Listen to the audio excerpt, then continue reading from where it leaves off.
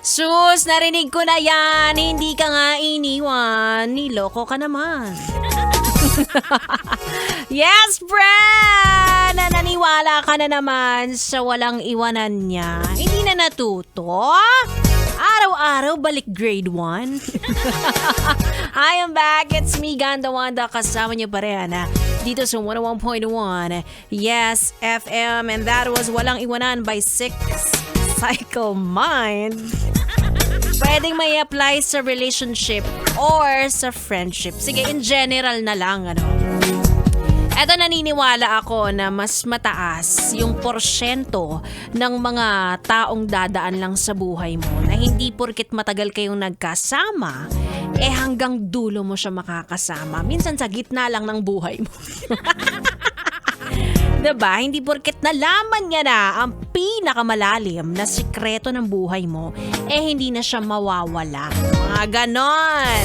Diba? Hindi porket ang bilis yung nag-click bilang magkaibigan o magkaibigan, ganon na kayo habang buhay. Assuming ka rin kasi naman. Hindi naman sa pagiging negative, no? Sabihin naman ba yung Ganda Wanda? Hindi mo naman kami binigyan ng pag-asa. Nire-ready ko lang ang puso mo sa kung ang katotohanang pwedeng isampal sa mukha mo na yan. Diba? O kaya naman isampal sa'yo ng mundo. Lagi mong ihahanda ang puso mo na hindi lahat ay magsistay. Ganon. Lahat yan sila maaaring umalis na bukas kahit gaano kanila kamahal ngayong araw na ito. 'Di ba? So dapat maging handa ka lang. Iba pa rin yung yung laging ready. Ano ka ba naman? Pinalaki kang Boy Scout, 'di ba?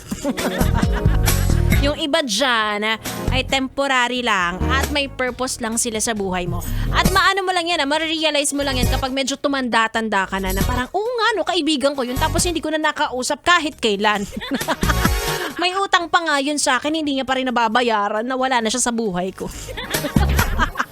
Ganyan. So parang hindi tayo masyadong nalulungkot, no? Dapat tayo ay handa sa mga hamon ng buhay. Hamon? Sobrang OA. Anyway, eto hindi ko alam kung makakasama ko siya hanggang dulo. Hindi natin malalaman, Sa aking pagbabalik, makakasama ko na ang Bibi nyo on air. Bibi ko naman off air. B-boy. Bibo. Again, it's me, Ganda Wanda. At live kami maya-maya lang sa aming social media accounts. Ang haba. Facebook and TikTok at Yes FM Manila. At magkakantahan na naman tayo. Wala naman po akong choice dahil ito ang trabaho ko.